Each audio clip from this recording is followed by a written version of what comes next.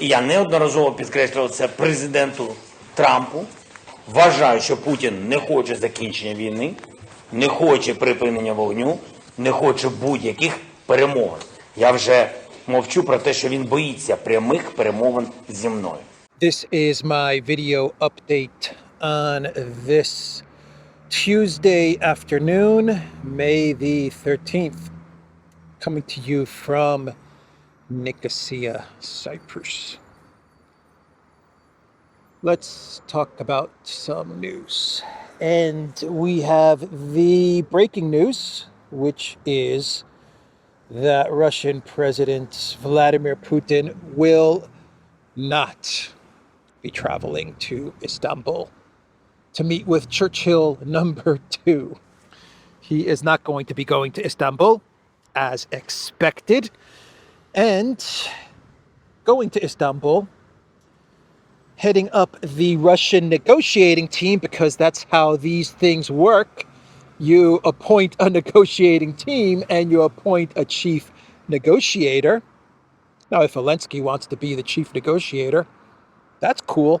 But for the Russians, the team is going to be headed up by Lavrov.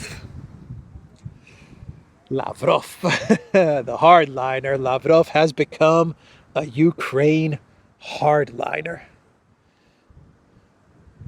The goat of foreign policy will be heading up the negotiating team in Istanbul.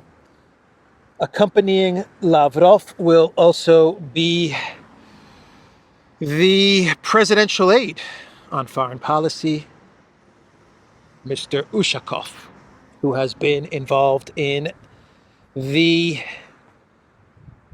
negotiations with the US and Russia over Project Ukraine since Trump stepped into office. Ushakov and Lavrov, they will be leading the Russian team in Istanbul. And we were getting hints by Trump. Trump was hinting that he may be going to Istanbul. He's currently in Saudi Arabia. He will be in Saudi Arabia, in the Emirates, as well as Qatar.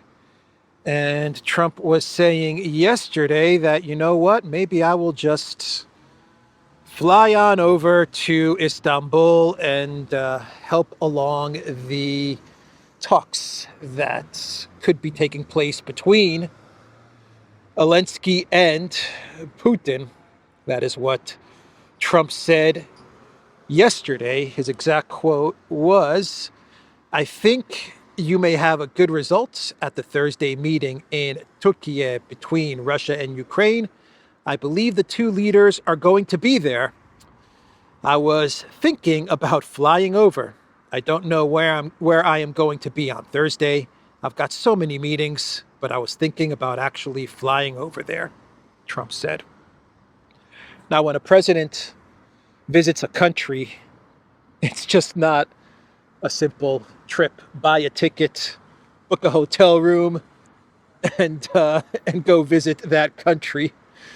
Nope, there's all kinds of security and protocols and all kinds of things that go into a U.S. president visiting a country. And so it was very doubtful that Trump, on such short notice, was going to be able to visit Istanbul. It was very doubtful, even if Putin wanted to go, that Istanbul would be ready to host a Putin trip to Turkey. Preparations for the Green Goblin? Do you really need to make preparations for Zelensky? Not really. Not really. Zelensky actually enjoys just kind of showing up to countries uninvited. He kind of likes that. Anything to get out of Kiev. He showed up in Saudi Arabia when the United States was negotiating with Russia about a couple of months ago. Zelensky just invited himself to Saudi Arabia to try and crash those negotiations. So if you're Erdogan, you don't really need to prepare much for an Zelensky visit before a Putin visit, and definitely for the Trump visit. Yeah, you have to prepare all kinds of things. But anyway, Trump was hinting at going.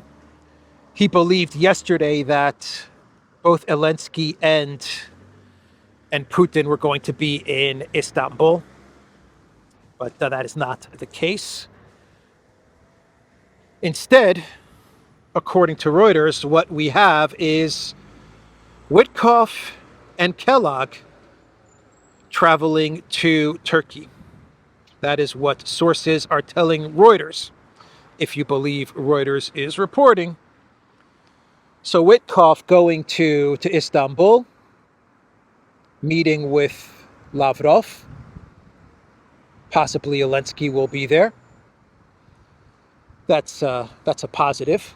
Kellogg going to Istanbul, meeting with Lavrov. I doubt Lavrov is going to want to even see Kellogg, so I don't think that meeting would happen. But I guess Kellogg will be accompanied by Witkoff. But that's not good. Kellogg meeting with Zelensky. I imagine Kellogg's very excited to meet with Zelensky. Isn't there some sort of conflict of interest with Kellogg and Ukraine? How come no one talks about this? No one talks about the family conflict of interest that Kellogg has with Ukraine. No one mentions that. Anyway, Kellogg is a big-time supporter and friend of Churchill #2. He is also the person that Trump has based his entire Project Ukraine policy and peace plan after, much to his detriment. So that is what Reuters is reporting. Witkoff and Kellogg possibly in Istanbul to take part in these negotiations. The problem with all of this is that Zelensky continues to insist that while he will be in Istanbul, he will only meet with one man, one man only, the man that, according to Ukrainian law, he's barred from the meeting, that is Putin. Oh boy, crazy, crazy stuff, man. The one person that Ukraine has passed a law saying that you cannot talk to, you cannot negotiate with this one person, just happens to be the one person that Zelensky is demanding to meet, and only this person. So Zelensky's office, Yermak, his entertainment lawyer, he is now coming out with statements since it was revealed that Putin will not be going to Istanbul. No surprise. But since this has been announced, Yermak is saying that if Putin refuses to visit Turkey, then it will be a signal that Russia is unwilling to end the war, unwilling to negotiate, and therefore sanctions, weapons, keep the war going. That is what Yermak is saying. We are also getting some early statements since this announcement from the Kremlin that maybe Zelensky will now back out of going to Istanbul.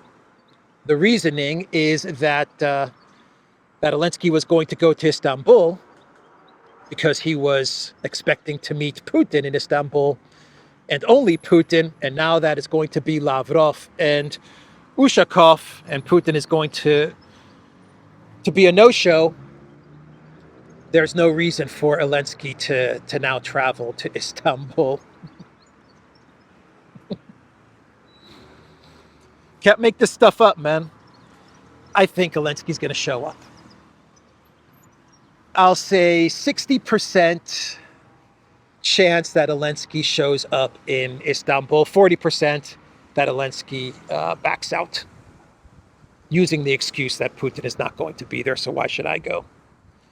But now that we have the announcement of Witkoff and Kellogg, especially Kellogg being in Istanbul, the fact that Zelensky can travel and get out of Kiev, I think he'll take it. He will go to Istanbul. Most likely he will meet with Kellogg and Witkoff. He'll say that Putin didn't show up. So now I expect the United States to place bone-crushing sanctions on Russia and to give me more money and more weapons. And I expect that Witkoff and Kellogg will take up a meeting with Lavrov and Ushakov as well. That's probably going to be what happens on Thursday. But it could change tomorrow. It could change. All of this could change by the time I upload this video. So we started off on Saturday evening, Sunday morning. We started off with a Russian offer, an offer from President Putin for bilateral talks, negotiations between Russia and Ukraine without preconditions. That was the offer from Putin, perhaps the final, last offer being made to Ukraine, being made to the collective West, being made to the United States of America and to US President Trump. The final offer, the final off-ramp. That was what Putin announced on Saturday late night. And we've gone from that to Zelensky demanding that Putin travel to Istanbul and meet. That's been the trajectory, the movement of everything that's happened over the past couple of days. A serious offer at negotiations, diplomacy, an off-ramp, perhaps an end to the conflict, perhaps Ukraine not losing more territories. As Arestovich said, better losing 4 territories, because today it's 4, tomorrow it's 6, then it becomes 8. Putin made the final offer, and instead, what did we get? More demands. Demand for for Russia to accept a 30-day unconditional ceasefire, a demand that Putin travel to Istanbul, a demand from Zelensky saying he will meet with no one else, not Lavrov, not Ushakov, no one except Putin. Demands, demands, demands. That is what we get from the collective West.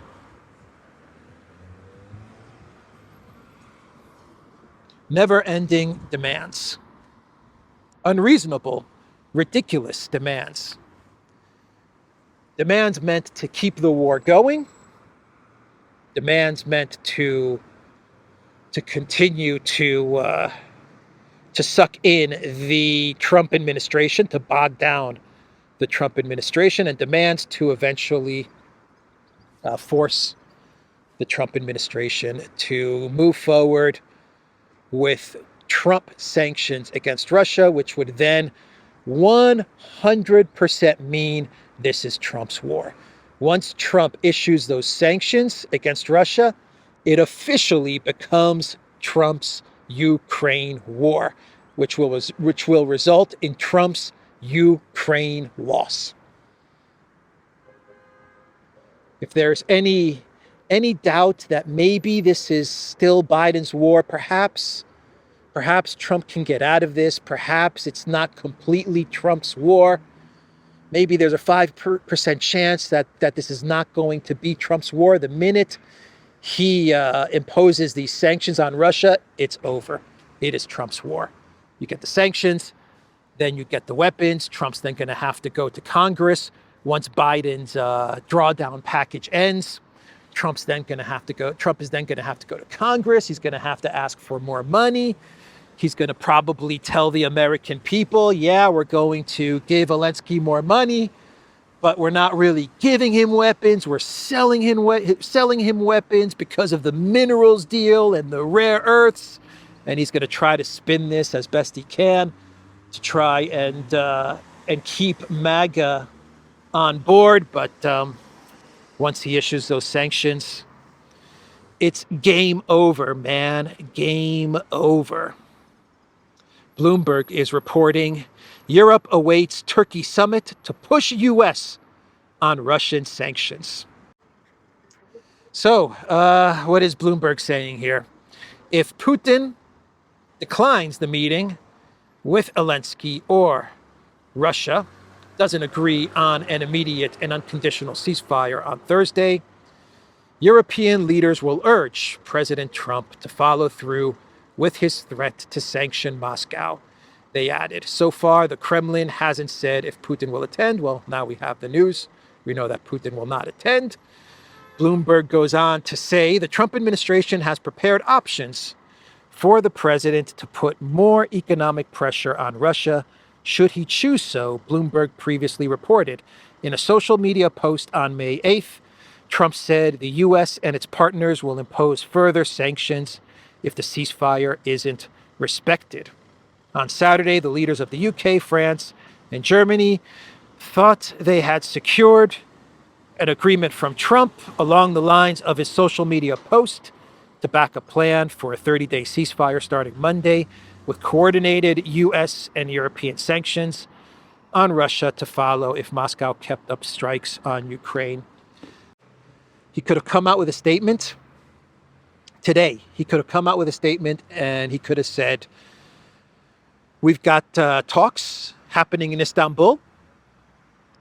Zelensky said he's going to go. I don't know. He said he's going to be there. Maybe Putin will be there. Maybe Putin will not be there. But Russia's going to send some very high-level officials. Very high-level officials, Trump could have said. Very, very, very high-level officials.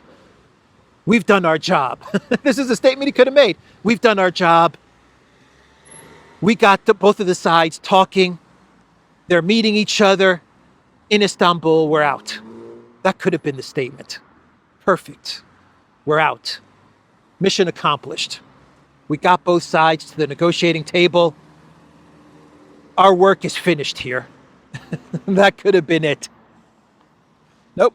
He's going to send Witkoff and Kellogg. Kellogg. God. Oh my God. So Merz, he issued another ultimatum to Russia. The 30-day unconditional ceasefire ultimatum expired yesterday at 12 o'clock, midnight. It expired. And Merz came out with another ultimatum for Russia to accept a 30-day unconditional ceasefire. Merz said that if there is no progress in the ceasefire by the end of the week, sanctions against Russia will be strengthened and will affect energy and financial markets. German Chancellor Merz. So on May 12th, midnight, the collective West, they didn't hear anything from Russia. Russia did not say anything about their ultimatum. Why are they not saying anything? I don't understand it. Why is the winning side not surrendering? It doesn't make any sense. Why will the winning side not surrender? Why? Why is Russia not surrendering on this May 12th? The winning side always surrenders. That's the way it goes. So they heard nothing from Russia yesterday, and Merz decided, tough guy Merz, as he was drinking his drink with his stir, his stir, or whatever it's called. Right, he likes to stir his drinks, that Chancellor Merz. Yeah, as he was having his cocktail, he said that if Russia does not accept by the end of the week, then energy sanctions and financial market sanctions. Yeah. Russia's going to get more sanctions by the end of the week. Yep, everything's been set up for a big announcement on Friday or Monday that the collective West, including the United States, will now impose sanctions on Russia. That's where all of this is moving towards. I guess that was always the plan for the Europeans and for Zelensky. They just weren't confident that they would be able to bring Trump on side. Also Kellogg. The Europeans, Zelensky, and Kellogg. They weren't certain that they would be able to bring Trump on side. But it looks like they have. Still not too late. It's still not Thursday. Trump does have until Thursday to tell Witkoff and Kellogg, don't go. Trip is canceled. We're out of this mess. It's still not too late. The off-ramp has been provided by Putin. Anyway, Russia responded to the latest round of German EU threats. By the way, Germany also said, their foreign minister also said that that Germany will also send Taurus missiles to Ukraine if Russia does not agree to the 30-day unconditional ceasefire. And we know that for the Taurus missiles to be sent, now this is important, for the Taurus missiles to be sent to Ukraine, we know this as fact. I reported on this. It needs the approval of the United States. This was a story that I talked about 2 weeks ago. The U.S., because the Taurus missiles have U.S. components and parts, they cannot be transferred to Ukraine unless the U.S. gives its permission. So Germany is now saying that they will be sending Taurus missiles to Ukraine. And we know that the U.S. has to give the approval for those Taurus missiles to be sent. I imagine the guidance, the satellites, all of that stuff, surveillance, all of those things, targeting, is also needed from the United States for the Taurus missiles. Germany's going to keep everything secret as well. They're not going to announce their weapons shipments anymore. I think I mentioned that in a video a couple of days ago. They're saying that again. They're coming out with more statements saying that the Merz administration, Chancellor Merz, will not be announcing the weapons that he's sending to Ukraine. Anyway, back to Russia's reply to the various threats and ultimatums.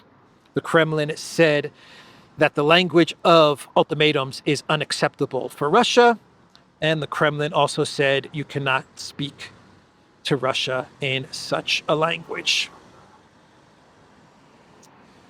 All right, that is the update on this circus, the circus that has become Istanbul.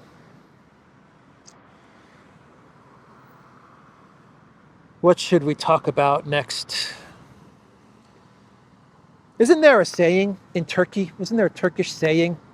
Something about allowing the court jester, allowing a clown into your court, turns it into a circus? Or some saying like that. Put that in the comments down below. I always forget this saying. I always forget how it goes. But that's what we have going on in Istanbul with these talks. It's become a circus because they allowed the clown, the court jester, Zelensky, to intervene. So it's turned into a complete circus. Anyway, I forgot how that phrase goes. I'm sure we will have it in the comments section. So let's talk about Hungary and the EU preparing various plans for Hungary's possible veto come July of a 17th sanctions package, and this means the continued freezing of the 200 billion plus euros in Russian frozen assets. The European Union is afraid that Hungary is not going to vote for 17th sanctions package and for continuing to freeze those Russian assets. And so they're preparing a plan B and a plan C in anticipation of Orban's no vote. The Financial Times is reporting EU readies capital controls and tariffs to safeguard Russia sanctions. Alternative legal options explored to circumvent Hungarian veto.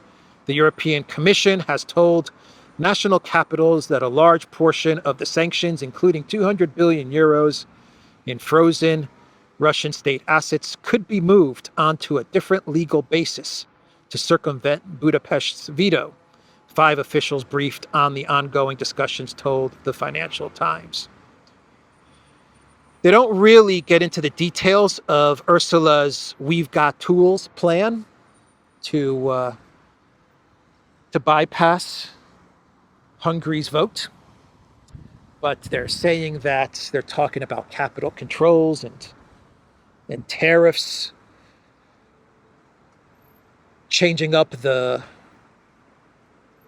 laws, the legal requirements. I don't know what they're going to do. I don't know what they have in mind. I guess the 200 billion is categorized in a way that means every member state in the European Union has to vote in order to continue to freeze those assets. I guess they're part of the sanctions package, those assets, and so it needs all the countries to continue to vote to freeze those assets. So they're going to probably take those 200 billion and recategorize them in a way that would not require every member state to vote. This is theft, man. The whole thing to me smells like a robbery. That's what it smells like. An outright freaking robbery of 200 billion plus in Russian money. When they have to start scheming in these types of ways, these political elite in Brussels, this is theft, man. It smells to me like theft. A very sophisticated, high-level theft, or maybe not so sophisticated and maybe not so high level, but theft nonetheless. So the New York Times, they put out an article the other day saying that, explaining why Trump pulled out of the conflict that he had going on with Yemen. The New York Times' article has the title, "Why Trump Suddenly Declared Victory Over the Houthi Militia."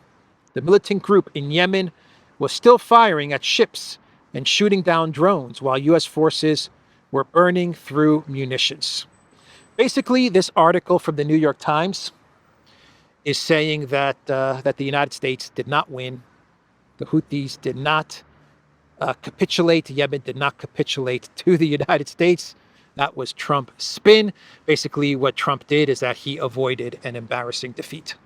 He understood that the United States was not going to defeat Yemen.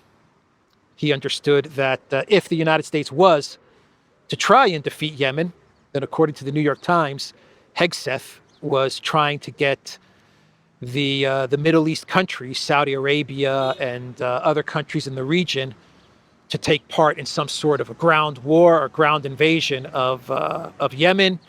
They said, "Hell no, we're not going to get involved in any of this stuff."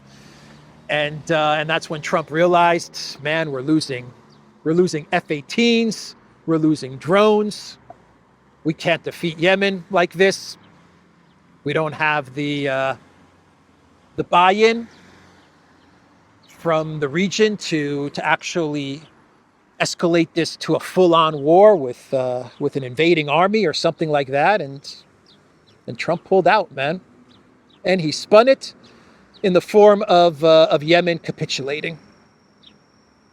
It was all spin, which I think we talked about, and that's what we said when Trump made this announcement, that this sounds like spin. Sure enough, according to the New York Times, if you believe the New York Times, that is what happened. So let's move on to some Clown World territory. We will make our way to Clown World territory. Trump is in Saudi Arabia. He is meeting with MBS. This is going to be, from what I understand, a trip that will involve a whole lot of deals, money and investments in the United States. After Saudi Arabia, as I said earlier, he will be going to Qatar, to the UAE. And there's video, actually. He's traveling with Musk as well. I think I saw some videos on X where Musk was shaking hands with MBS. But it does look like Trump brought a pretty strong delegation with him as he meets with MBS and the Saudis. This is his first official trip as president of the United States to state visit, the first official state visit as president of the United States. And it's to Saudi Arabia, to the Middle East. It's not to Europe. He's not going to Israel on this trip. That may signal something. Maybe not, but maybe it does signal something. There are many reports talking about a row between Trump and Netanyahu. But the clown world in all of this, let's move on to some clown world territory, is that we are getting reports that while in Saudi Arabia, Trump will be meeting with Bizarro Zelensky, Al-Jolani. He will be meeting with Al-Jolani. My God. Oh, boy. Yep. Trump will meet Al-Jolani. And according to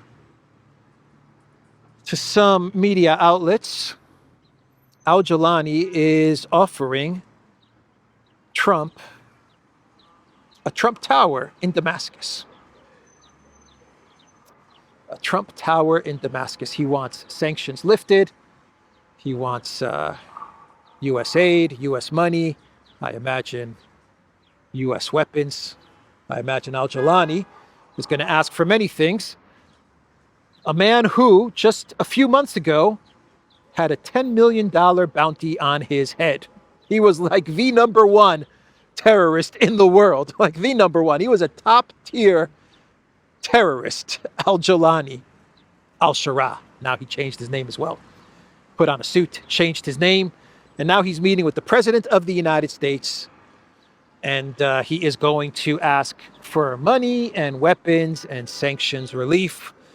And in return, he will build a Trump Tower in Damascus. It's what every world leader does when they're going to meet Trump, right? When they want something from the Trump administration, they're all saying, I'll build you a Trump Tower. Everyone, I'll build you a Trump Tower. I'll build you a Trump Tower. We're going to have a lot of Trump Towers at the end of these 4 years. Anyway, that's one clown world. Oh, boy. Politico is saying that von der Leyen faces a critical test as EU court decides on secret Pfizergate texts. Wednesday, that's tomorrow, Wednesday's general court ruling will assess whether the European Commission is in breach of transparency rules. That's a long article from Politico, but it's actually pretty good reporting from Politico.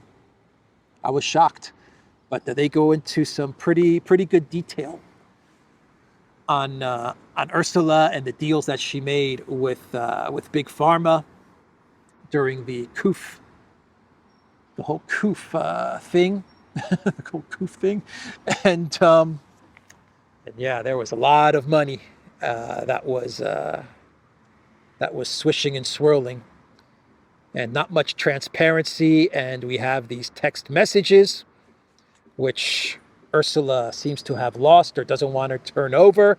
She says she's not obligated, not required to show these messages, which was her texting. What's that dude's name? I believe Burla is his name, the CEO of Pfizer. And we're going to get a decision tomorrow. If these texts should be handed over, if they can find them, and if they should be handed over, and then we'll get a clear view as to what exactly was the deal that was made between Ursula and Big Pharma. And there's all kinds of conflict of interest that Politico talks about with Ursula, Big Pharma, the commission. And when you dig even deeper into this story, there's all kinds of family connections between Ursula and Big Pharma. It's a very tangled web, and we will see what the court rules tomorrow. I'm not hoping for much, but we'll see. We will find out. It's an EU court, so I don't expect the EU court to rule against Ursula. We will find out. Another article that Politico published was that von der Leyen, Metsola, and Costa, they took a charter flight from Brussels to Luxembourg. European Commission defends the use of a private jet to attend Schuman Day celebrations with Luxembourg Prime Minister Luc Frieden. Yeah, this was a 2-hour drive. It's a 2-hour drive, Politico says. But Ursula, Metsola, the head of the parliament, and the head of the council, Costa, they said that they were very pressed for time, and they just decided, you know what, let's just take a private jet. It's faster to Luxembourg. They love them private jets. They really love them private jets. So anyway, that's the video.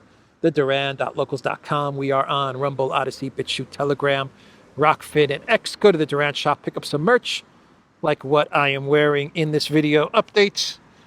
The link is in the description box down below. Take care.